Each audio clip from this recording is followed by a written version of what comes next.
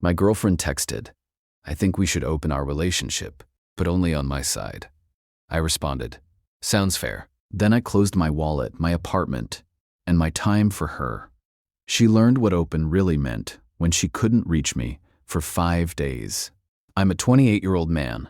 I'd been with Chloe, 26, for 3 years, and we'd lived together in my apartment for the past year. I thought everything was solid until last Monday, when she dropped a bomb via text while I was at work.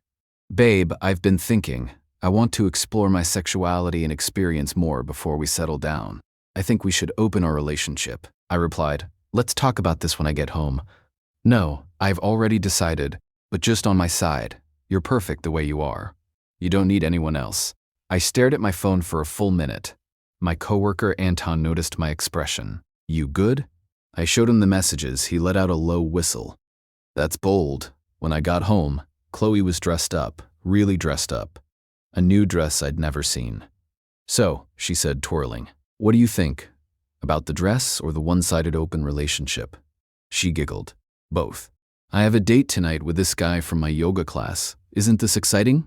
"A date already?" "Well, we've been talking for a few weeks." "Weeks? Just as friends. But now we can explore more. You're okay with this, right? I mean, you're so secure and mature." The manipulation was obvious. I took a deep breath. "You know what? Sounds fair." Her face lit up. "OMG, you're the best. I knew you'd understand." "Totally. Have fun tonight." She kissed me on the cheek and practically skipped out. The moment the door closed, I got to work. First, I called my landlord, Mr. Hoffman, and explained the situation. "She's not on the lease, right?" he asked. "Nope." "Then she's your guest.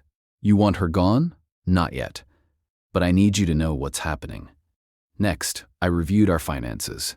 We'd been splitting things, but I noticed something.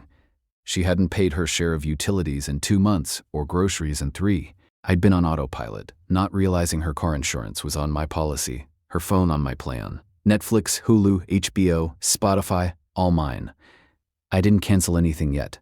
She came home at 2 a.m., humming. I pretended to be asleep.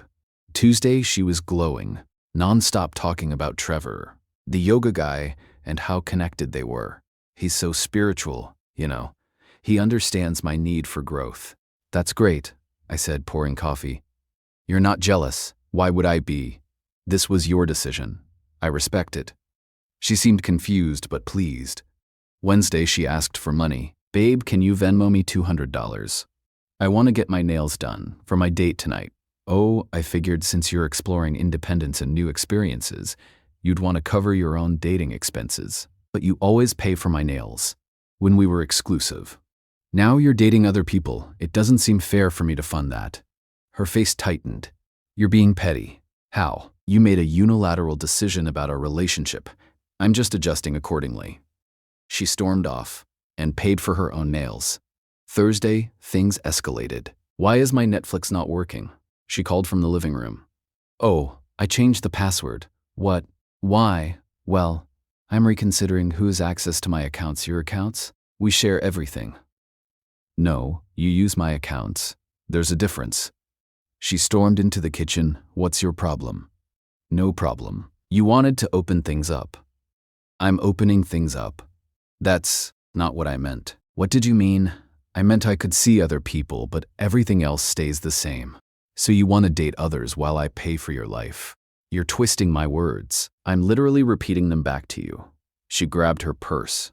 "I'm going to Trevor's. At least he appreciates me." "Cool. Have fun." Friday, I took a personal day. I packed all her belongings neatly into boxes, changed the locks. She had a key, but wasn't on the lease, so it was legal, and placed her boxes in the building storage room with a note. "Your things. You have 30 days to collect them." Then I blocked her everywhere and went to my friend Jerome's lake house for the weekend, turning off my phone. Update 1. I turned my phone back on Monday morning to 73 missed calls, 126 texts, and 32 emails. Not from Chloe. I had her blocked. But from her friends, her mom, even Trevor. My favorite message was from Trevor. "Bro, your girl is crazy. She's been at my place since Friday freaking out. Can you come get her?" I texted back, "Not my girl anymore. Your problem now, spiritual." Chloe's best friend Mariah had left 15 voicemails, each more unhinged than the last. I listened to them for entertainment while making breakfast. "You can't just ghost her. She's having a panic attack. This is abusive. She didn't mean it. Trevor kicked her out. Answer your damn phone." I texted Mariah once. She wanted an open relationship. I opened it so wide she fell out. Not my problem. Then Chloe's mom, Eleanor, showed up at my apartment. Building security called me. "There's a woman here claiming to be your mother-in-law. I'm not married. Don't let her up."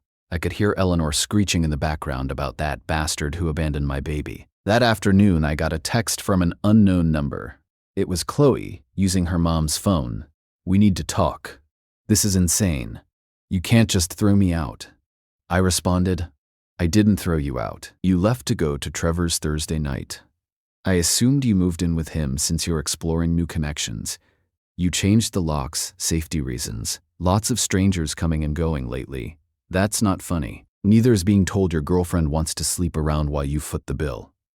I never said that. I sent her a screenshot of her original text about the one-sided open relationship. That's out of context. The context is literally right there.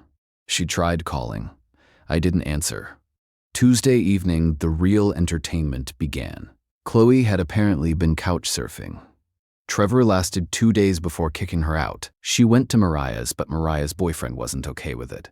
Then to her mom's, but Eleanor lived in a studio apartment. According to Instagram, I had a burner account. She was posting cryptic quotes about toxic men, narcissistic abuse, and when he can't handle a strong, independent woman. My ex-girlfriend before Chloe, Amy, who I'm still friends with, sent me screenshots of Chloe DMing her. "Girl to girl, what's his deal? Why is he like this? Like what? Cruel, vindictive, controlling. That doesn't sound like him at all. What happened? I just asked for some space to explore myself and he evicted me. You asked for space and he gave you all of it. Sounds fair. You're just still in love with him. Lomo, no. I'm married with twins, but nice try." Amy sent me laughing emojis. Dodged a bullet there, buddy? Update 2. By Wednesday, Chloe had tried to retain a lawyer. Turns out lawyers cost money, and Chloe had exactly $74 in her account. How do I know? She accidentally sent me a screenshot, meant for Maria, showing her bank balance while complaining about financial abuse. Her mom, Eleanor, called me from a different number Thursday morning. "You need to take her back?" No. She made a mistake. She made a choice. She's staying in my studio. I can't live like this. Maybe you should have raised her to understand consequences. How dare you? I hung up. Thursday afternoon, I got a call from my building manager. "Hey, just a heads up. Someone tried to break into your apartment." What? Don't worry, they didn't get in. New locks held. "We have it on camera. Want to press charges?" I watched the footage. It was Chloe, trying her old key, then attempting to jimmy the lock with a credit card like in the movies. Security approached her, and she ran. I decided not to press charges, but I did file a police report for documentation. That evening, Trevor reached out again. "Dude, I'm sorry. I didn't know she had a boyfriend." "You didn't know. You met her at yoga. She talked about me. She said you were her ex, said you were controlling, and she finally got free." I sent him the timeline. Her text about opening the relationship dated Monday. Her first date with him that same night. Holy, she played me. Yep, she told me you were abusive, said you controlled all the money, and wouldn't let her see friends. I paid for everything because she spent her money on yoga classes and weed. I never stopped her from seeing anyone. Damn. She's at some dude named Kyle's place now, already. It's been 4 days since she left my place. Bro, she's been active, matched with like 50 dudes, talking about needing a place to stay. Friday morning, I got served. She was suing me for illegal eviction and emotional distress. I laughed so hard the process server looked concerned. I called my lawyer friend, Dimitri. She wants $10,000 for emotional distress and 3 months of living expenses, he read, chuckling. This is adorable. She wasn't a tenant, right? Nope. Guest? Not on the lease. Never paid rent. Did she receive mail there? Some. But I have texts of her saying she was staying with me temporarily. until she figured things out. From when? 2 months ago, when she was apartment hunting but decided my place was nicer. Perfect. This will be dismissed immediately. Countersue. For what?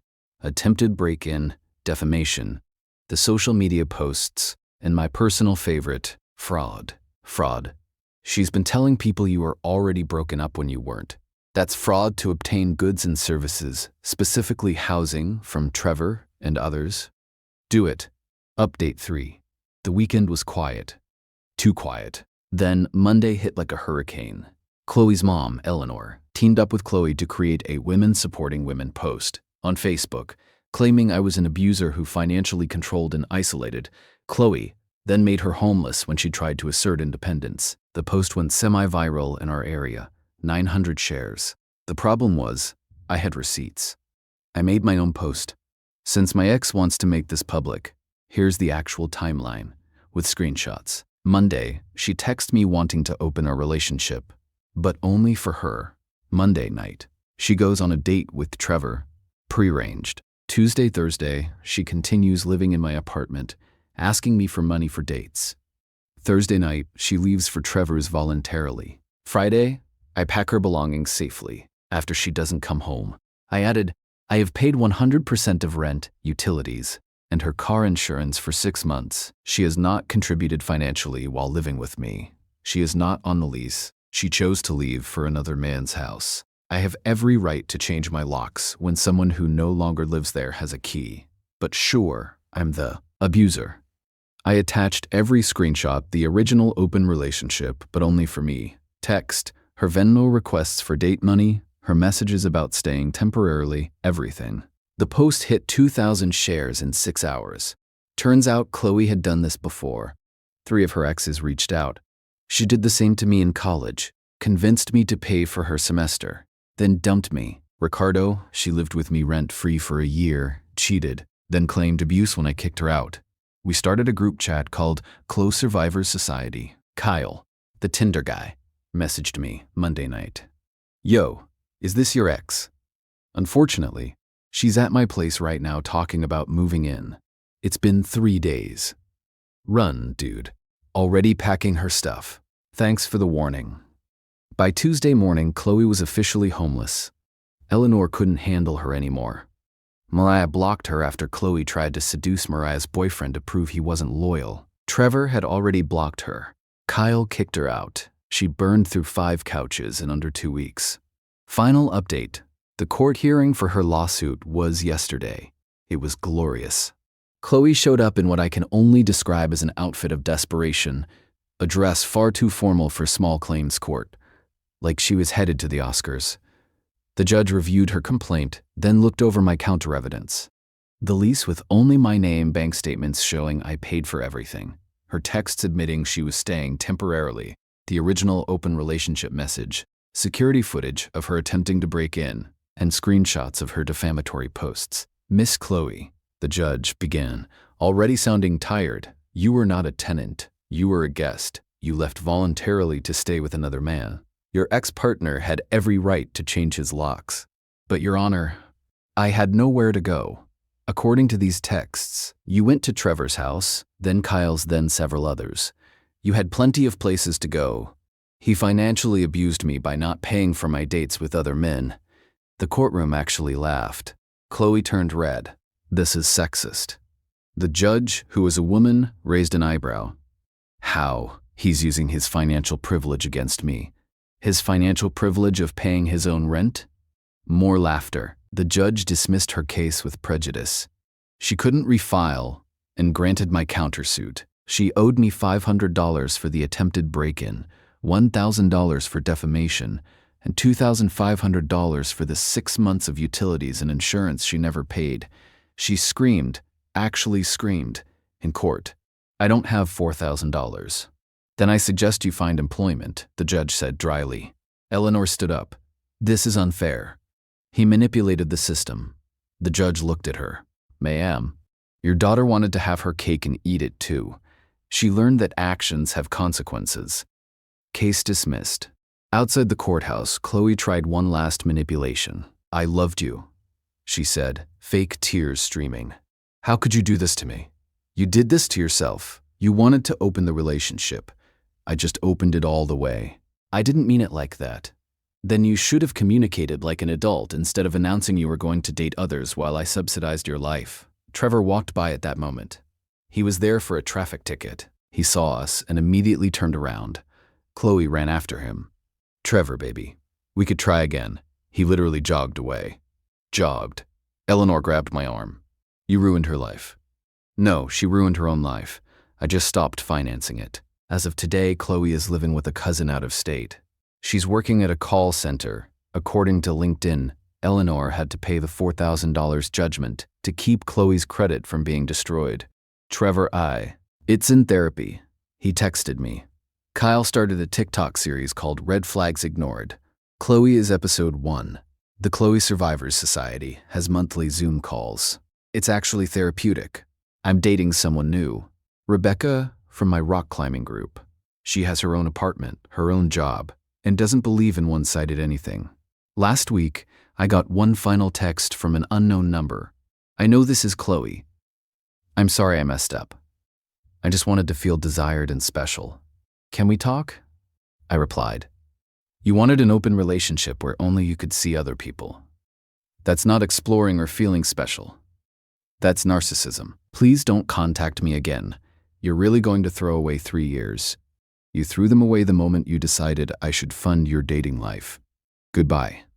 She's blocked again. But according to the Survivors Society, she's already trying the same script, with some new guy posting about her toxic ex and how she needs a real man who understands polyamory.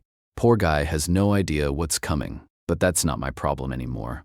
I'm just living my life, paying my own bills, and dating someone who understands that relationships are a two-way street. Funny how opening the relationship all the way ended up closing it permanently. Play stupid games, win stupid prizes. Edit. For those asking, yes, this is all legal. She was never a tenant, just a guest. The judge confirmed it. Edit 2, Kyle's TikTok is blowing up. Chloe tried to copyright strike it, but she has no grounds. Edit 3, Rebecca read this and laughed so hard she cried. She says Chloe reminds her of her college roommate who wanted an open fridge policy, but only for her food.